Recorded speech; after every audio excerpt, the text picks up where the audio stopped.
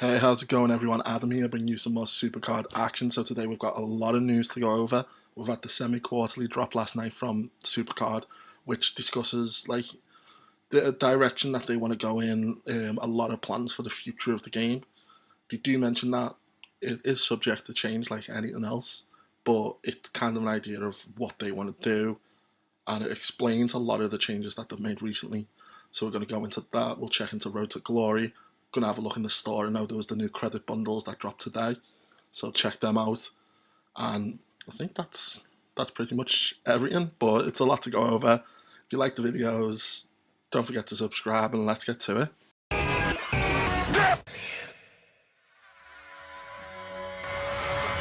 Semi-quarterly, August 7th.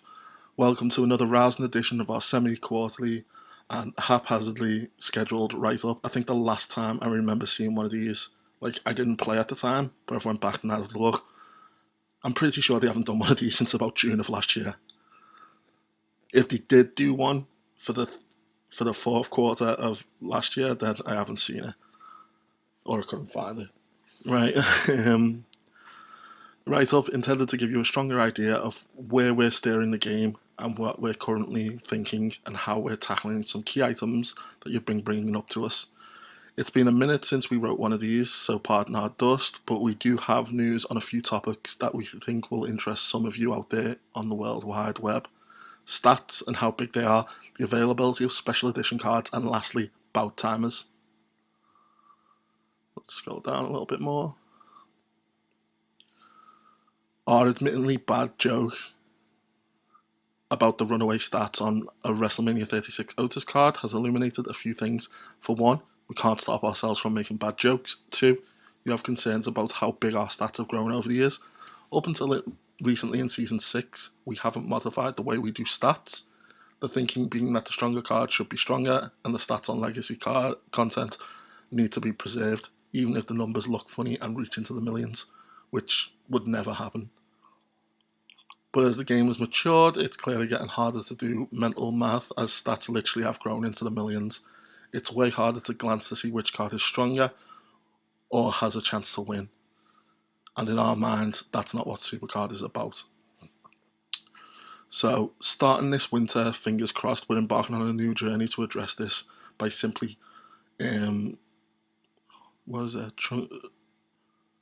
I can't read, truncating the stats across our card tiers to make them more discernible.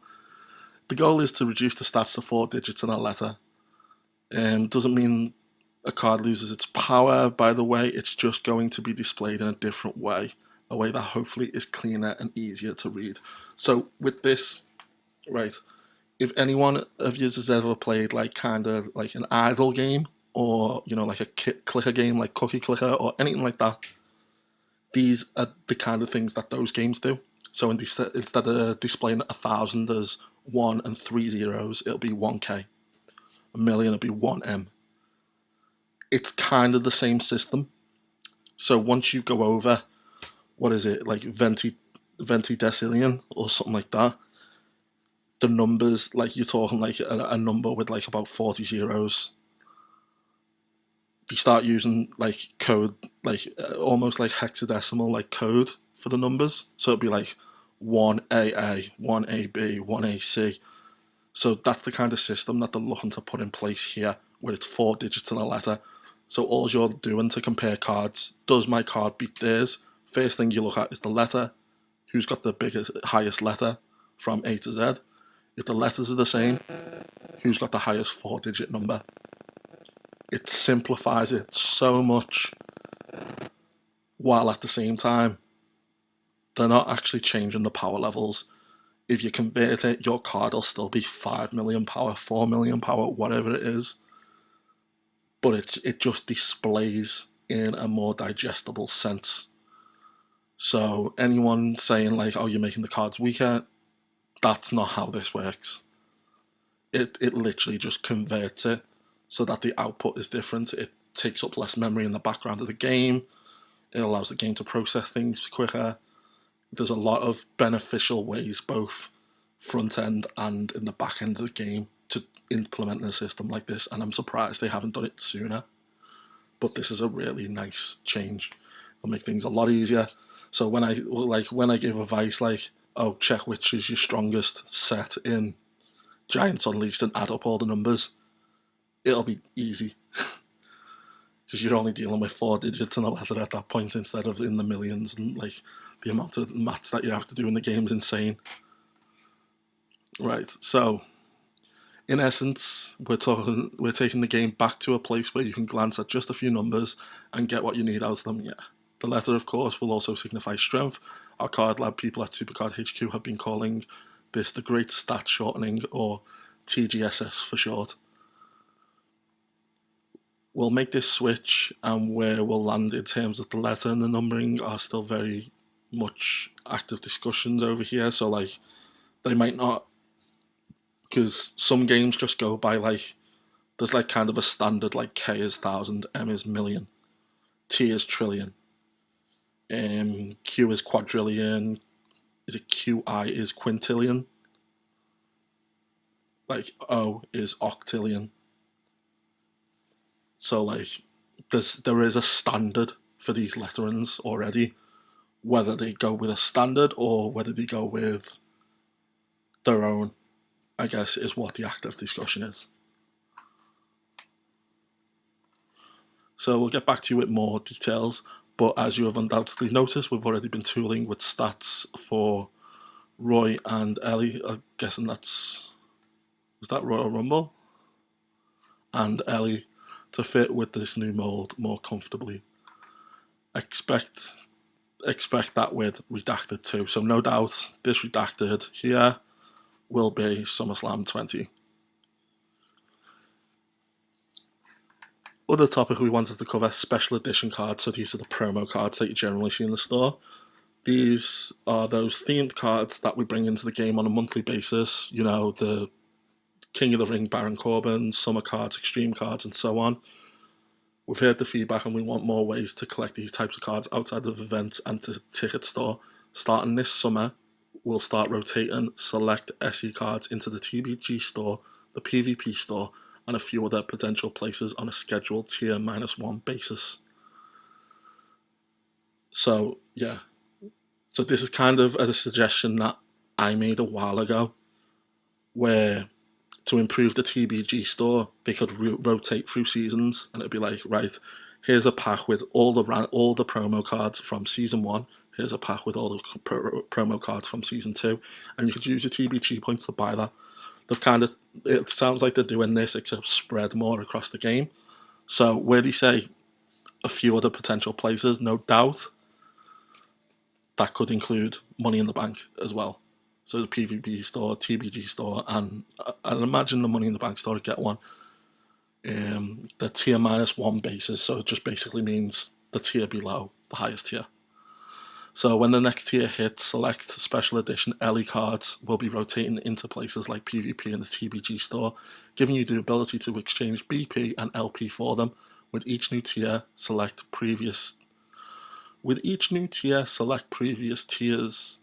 SE cards will start hitting other storefronts. Some will be offered as singles, others inside packs. Yeah, so you want them to be more available. So we started to see a lot of it with towards the end of season 6, where they were putting Money in the Bank cards, they were putting old promo cards in like smaller packs in the store, and they were also putting them in things like the ticket packs. So it looks like they're trying to expand on that. So you're not going to get the current tiers promo cards, but you are going to be able to collect all those promo cards that you might not have been able to either afford or get. So like, it'll be like, so for SummerSlam 20, you'll be looking at collecting like these New Day cards, the Extreme cards that just came out, the Summer cards. So it looks like what they're kind of trying to do is, if you want the cards when they're more viable, like when they're like at their most beneficial to your deck, then that's where you have to kind of like pay out or participate in the event, however they're doing it. Like if it's a fusion event, you're just going to have to do more fusions and get the cards kind of thing. However, if you wait till the next tier, they'll be available to you by other means. So people will still be able to get the portraits that they want, even though they're a tier behind.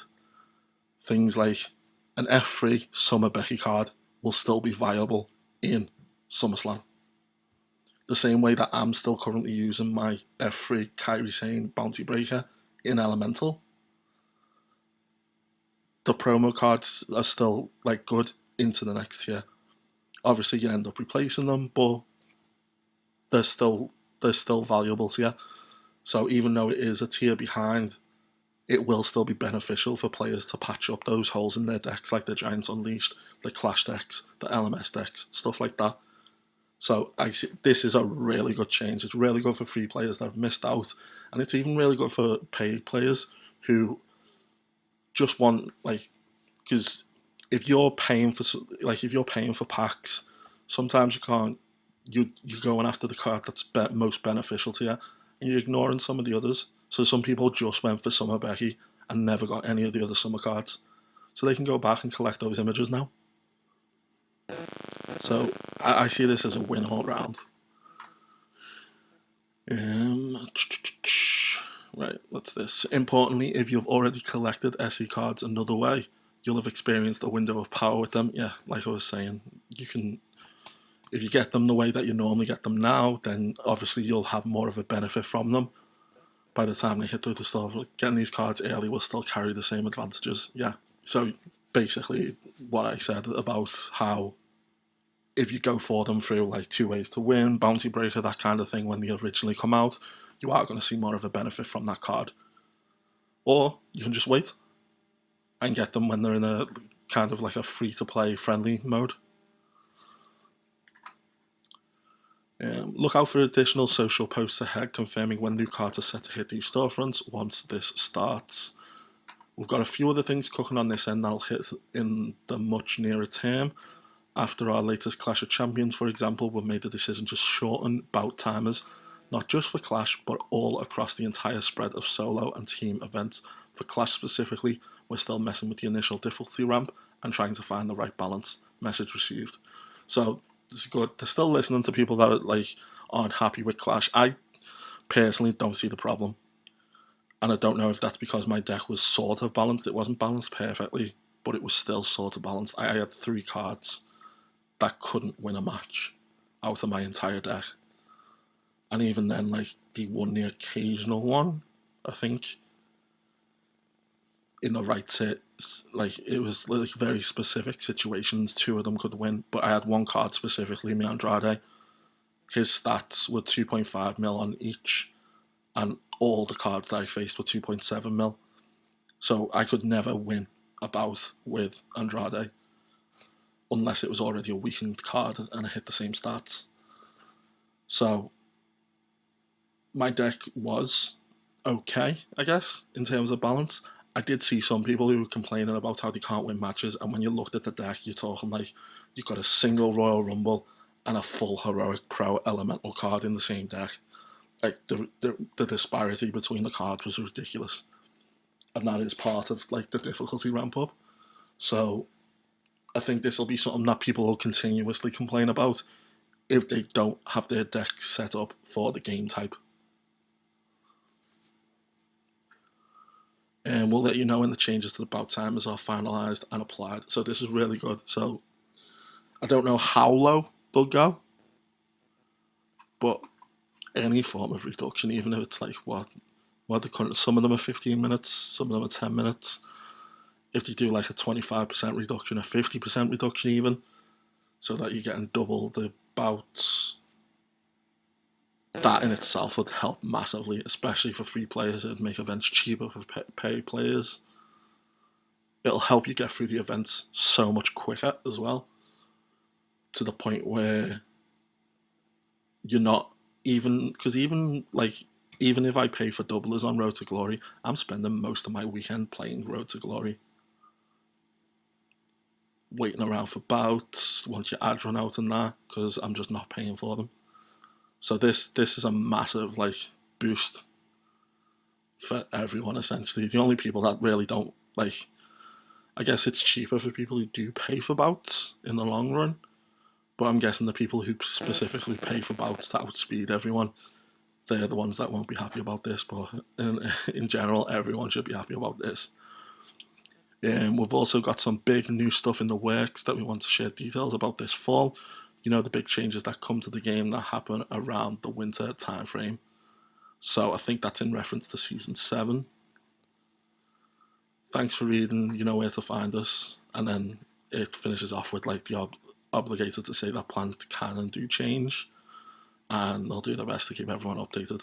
I would like to see more of these semi-quarterly things come out. But from now, it looks like we're getting not as much of a stat squish, it's just a UI change, it's an interface change so that the numbers are more digestible, which is really good. And the bouts lowering again, great, and the ability to get promo cards from other places apart from the store. Like, these major changes that are just going to make the game so much better, and I can't wait for them. Today we also had these credit bundles drop. I was streaming when they came out, so I bought them on the stream. We'll be streaming again tomorrow, twitch.tv/WTM Adam. So if you want to see the pack openings, it's on the VOD there. There's nothing special from it, to be honest with you. Like the credit pack themselves were amazing. I think because I bought them through Amazon with Amazon coins, they ended up costing about £4.20 each.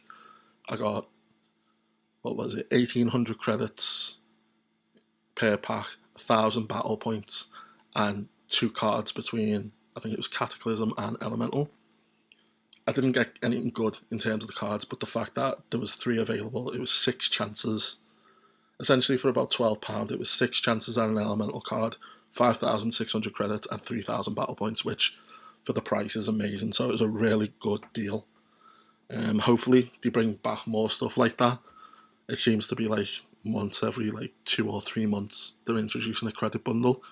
But if they did one, say to be the beginning of every month or every tier, even, it'd give people like a reasonable priced way of stacking up a few credits for that tier, which is really cool.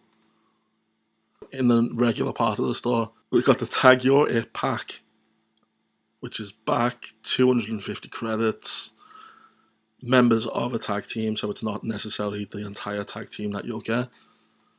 So it's 2 cards, Gothic, up to Elemental, and they're just members of the tag team. Serial pack, which we don't look at, and then we've got the Charger pack back. So as usual, I'm going to go up to, I think, the second free pack. I don't really think I'm going to go for the full one. I don't really need to be honest with you.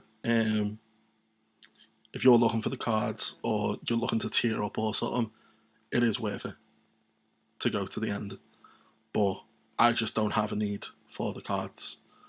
I'd rather get, like, I'll go for the chance of getting them for cheap, or I'm just getting decent fusion fodder, essentially. So let's see what we get. Boom. Gothic Montez Ford. I think that's a new card anyway. Right, pack number 2. Still only one card, isn't it? Youre It. Nah, I've got all the Cataclysm ones, I think. That might be a pro though. Free pack number 1. Let's go. Bailey.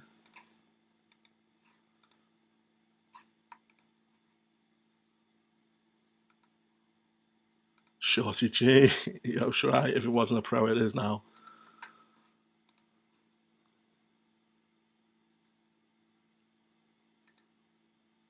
Ember Moon. Ivar. And the second free pack. Let's do it. Bizarre.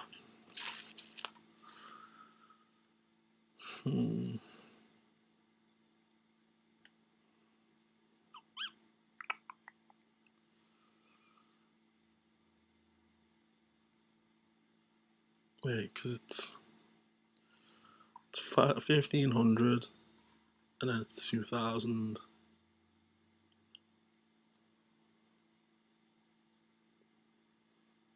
Nah, it's not. No, not doing it. Right, so Road to Glory, we've got a lot to catch up on. I didn't play it at all on Friday. So we're currently at Keith Lee. That's it for today. So I'm going to carry on my grind on Road to Glory. Back streaming tomorrow, twitch.tv/WTM Adam. There's going to be a link in the pinned comment below. There'll also be a link to the Discord because we do have some free slots on the team. Jump into the Discord, there's a team application section there, and that's how you can apply to join the team. As always, stay safe, and I'll see you tomorrow. Bye bye.